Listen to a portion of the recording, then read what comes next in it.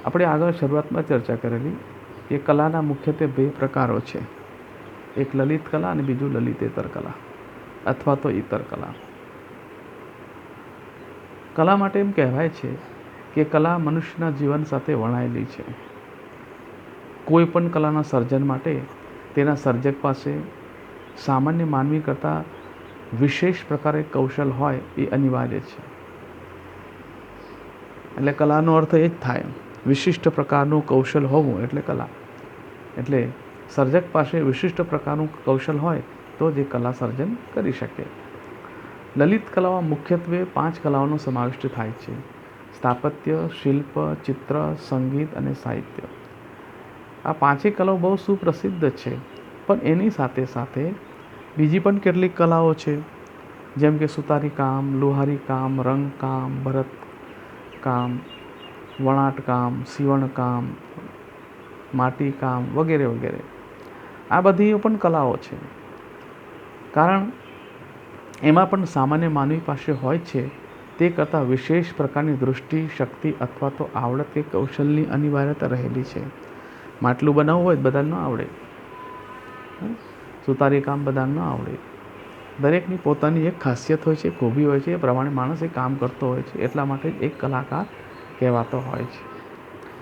એબરક્રોમ્બીએ એક વ્યાખ્યા આપી છે, એ જોવા જેવી છે: ધારેલું પરિણામ નિપજાવવા ચોકસાઈપૂર્વક અને વિચારપૂર્વક યોજેલું કૌશલ એટલે કલા. ધારેલું પરિણામ નિપજાવવા ચોકસાઈપૂર્વક અને વિચારપૂર્વક યોજેલું કૌશલ. એટલે 2-3 શબ્દો આપણે સમજવા જેવા છે. એક તો ધારેલું પરિણામ એને નિપજાવવાનું છે, પણ ધારેલા પરિણામને નિપજાવવા માટે ચોકસાઈ અને વિચારપૂર્વકનું કૌશલ હોવું જોઈએ, એવી વ્યાખ્યા એબરક્રોમ્બીએ આપી. એટલે પરિણામ કયું ધારવાનું છે? તો કે કલાકૃતિનું નિર્માણ કરવાનું છે. તે સર્જક ચિત્તમાં જે વિચાર બીજ પડ્યું છે, એ વિચાર બીજમાંથી એને કલાકૃતિ નિર્માણ કરવાની છે.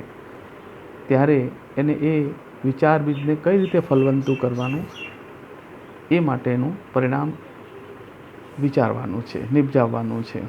પણ એના માટે એણે શું કરવાનું છે? ચોકસાઈ રાખવાની છે. યથાતથ્ય છબીરો આપી દેવાથી કામ ચાલે નહીં. એટલે કલાત્મકતા, જે વિચાર બીજ છે એનું કલા રૂપાંતરણ કરવાનું છે, એમ કહીશ.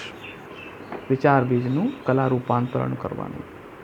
એટલે જ્યારે એ વિચાર બીજનું કલા રૂપાંતરણ કરવાનું છે, ત્યારે એમાં કૌશલની આવશ્યકતા તો પડે જ. કૌશલ ન હોય તો ન થાય. એટલે વિશેષ પ્રકારની શક્તિ હોવી જોઈએ. અને ત્યારે એણે ચોકસાઈ પણ રાખવાની છે, ત્યારે એમાંથી કોઈ કલાકૃતિ બની શકે, ઉત્તમ કલાકૃતિ બની શકે. આ વ્યાખ્યા અનુસાર આપણે ઉપર દર્શાવેલી સુતારી કામ, લોહારી કામથી માંડી ચિત્ર, સંગીત, કવિતા બધી જ કલાઓનો સમાવેશ કરી શકીએ છીએ. કેમ કે લલિત કલાઓ હોય કે ઇતર કલા હોય, બધામાં જ આ બાબત લાગુ પડે છે. કૌશલની આવશ્યકતા છે, કારણ કે બધી જ કારીગરીમાં અમુક નિશ્ચિત પરિણામ નિપજાવવા કલાકારનું કૌશલ યોજાયેલું હોય જ છે. આ બધી કલાઓ કયું પરિણામ નિપજાવવા ધાર્યું છે એનો જરા વિચાર કરીએ તો સમજાશે કે આ બધી કલાઓ માનવીના વિકાસના આવિષ્કરણ છે. તેમ છતાં એમની વચ્ચે એક મુખ્ય ભેદ રેખા માલુમ પડે છે.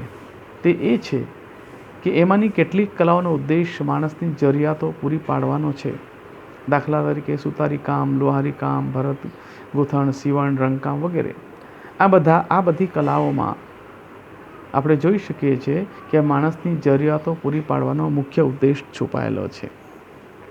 તો કેટલીક કલાઓને ભૌતિક ઉપયોગિતા સાથે સીધો કશો જ સંબંધ નથી. આ કલાઓ જે છે જેની અંદર ભૌતિક, તો આપણે વાત કરતા હતા, કેટલીક કલાઓ એવી છે કે જેને ભૌતિક ઉપયોગિતા સાથે કશો સંબંધ નથી.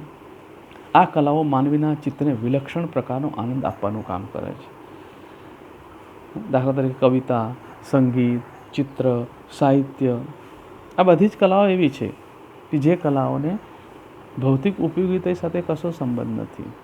સંગીત વાગતું હોય તો એ સાંભળવાનો આનંદ મળે છે. સંગીત વાગવાથી પેટ ભરાતું નથી, કે ચિત્ર જોઈ લેવાથી ભૂખ મટતી નથી. એટલે આ જે કલાઓ છે જેને આપણે લલિત કલા તરીકે ઓળખીએ છીએ, એ કલાઓ માનવીના ચિત્તને વિલક્ષણ પ્રકારનો આનંદ આપવાનું કામ કરે છે. આનંદલક્ષી કલાઓ આપણે એને કહીએ છીએ. આ દ્રષ્ટિએ કલાઓને આપણે બે મુખ્ય વિભાગમાં વહેંચી શકીએ. એક લલિત કલાઓ, ફાઇન આર્ટ્સ, અને બીજી છે ઇતર કે યાંત્રિક કલાઓ. એને આપણે બે ભાગમાં વિભાજિત કરી શકીએ છીએ. કવિતા એટલે કે સાહિત્ય, સંગીત, ચિત્ર, શિલ્પ, મૂર્તિ વિધાન, સ્થાપત્ય, આ બધી કલાઓ લલિત કલાઓ છે. જ્યારે સુતારી કામ, લોહારી કામ, માટી કામ, ભરત ગૂંથણ આદિ ઇતર કલાઓ એ યાંત્રિક કલાઓ છે. આ ઇતર કલાઓને આપણે સાદી ભાષામાં હુન્નર કલાઓ પણ કહેતા હોઈએ છીએ. તો આ ઇતર કલાઓ શું છે, આપણે એના વિશે થોડી વાત કરીએ. તો સુતારી કામ, લુહારી કામ, માટી કામ, ભરત ગૂંથણ, સીવણ આદિ જે યાંત્રિક કલાઓ છે, એમાં કારીગરીનો ખ્યાલ સમાવિષ્ટ થયેલો આપણે જોઈ શકીએ છીએ. આ કલાઓ માનવીની પ્રાથમિક જરૂરિયાતો અને સગવડો પૂરી પાડવા માણસની કુદરતી ઈચ્છામાંથી ઉદ્ભવેલી છે અને સંસ્કૃતિના વિકાસ સાથે વિકાસ પામી છે. માણસના શારીરિક અને ભૌતિક સુખ સાથે એમનો સીધો સંબંધ છે. એમાં કલાનું તત્વ હોવા છતાં મુખ્યત્વે ઉપયોગિતા સાથે તેનો સંબંધ છે. એટલું જ નહીં, એ કલાઓની ગુણવત્તાની કસોટી પણ એને આધારે થાય. ઇતર કલાઓ જે છે, યુઝફુલ આર્ટ જે છે, એની ગુણવત્તાની તપાસ આપણે કરવી હોય તો એ જે તપાસ છે એ ઉપયોગિતાને આધારે થાય. દાખલા તરીકે સુતારે એક ખુરશી બનાવી તો ખુરશીનું મુખ્ય પ્રયોજન એની બેસવાની સુવિધા આપવાનું છે. જો ખુરશી બેસવા માટે કમ્ફર્ટેબલ છે તો એ સુતારની કલા સિદ્ધ થઈ ગઈ. પણ જો ખુરશી દેખાવમાં સુંદર છે, ઉત્તમ છે, પણ એમાં બેસવાની સુવિધા ન હોય તો એ કલા પરિપૂર્ણ થતી નથી. કેમ કે ત્યાં ઉપયોગિતાની દ્રષ્ટિએ આપણે એને તપાસવાની છે. એટલે સુવિધાવાળી ખુરશીમાં આકાર અને કોતરકામ સુંદર હોય તેટલે અંશે કલા એને પૂરક બને છે. બેસવા માટે પણ ખુરશી સુવિધાવાળી છે અને સાથે સાથે એમાં સુંદર કોતરકામ છે,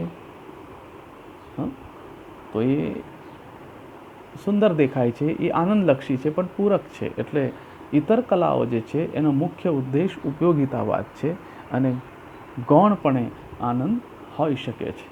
પણ સુંદર કોતરકામ કે કલાત્મક આકારવાળી ખુરશી બેસવા માટે સગવડરૂપ ન હોય તો એટલે અંશે તેના સર્જકનું અને એ કૃતિનું મહત્ત્વ ઘટવાનું છે.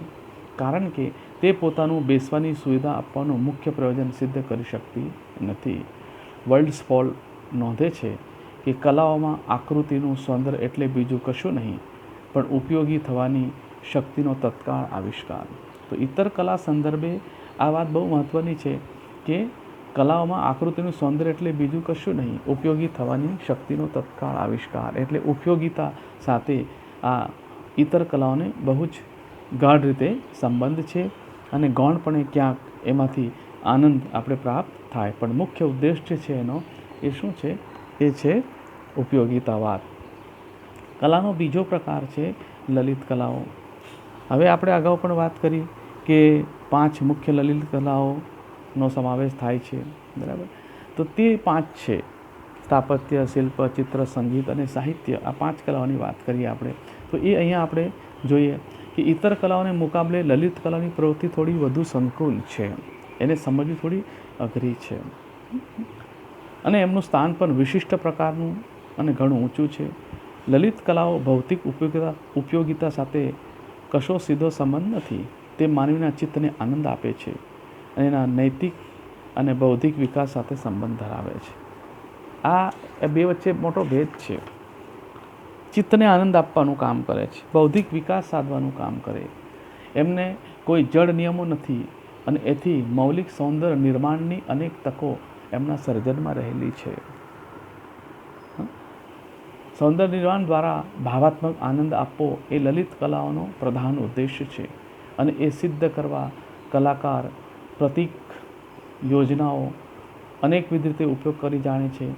પ્રતિભાશાળી કલા સર્જક પોતાની રૂપ વિધાયની કલ્પના વડે માનવીના ક્ષણિક અને ચિરંતન ભાવને એવી રીતે સાકાર કરે છે જે આપણા આંતરમનને, આપણી ચેતનાને નિર્હેતુક રીતે સ્પર્શે છે. કલાકૃતિના સંપર્કથી આપણી ચેતનાની પરિધિ વિસ્તરે છે. આવી કલા જળ પ્રવૃત્તિ ન રહેતા સર્જકની ચૈતન્ય લીલા બને છે. વળી બધી લલિત કલાઓમાં કેટલાક સમાન લક્ષણો હોવા ઉપરાંત કેટલાક વિશિષ્ટ લક્ષણો પણ છે.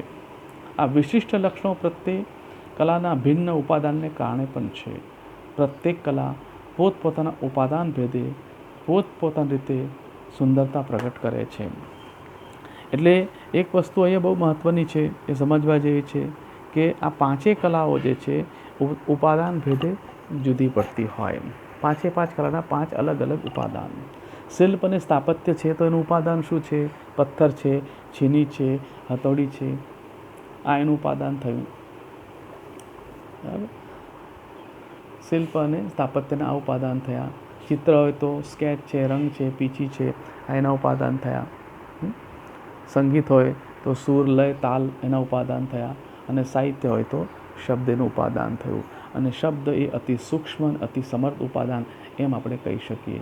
પરંતુ કલાઓની ઉચ્ચાવચતાની જો વાત કરવી હોય તો આપણે એમ ન કહી શકીએ કે આ કલા, સાહિત્ય કલા વધુ ઉત્તમ છે, એમ કહી શકાય નહીં.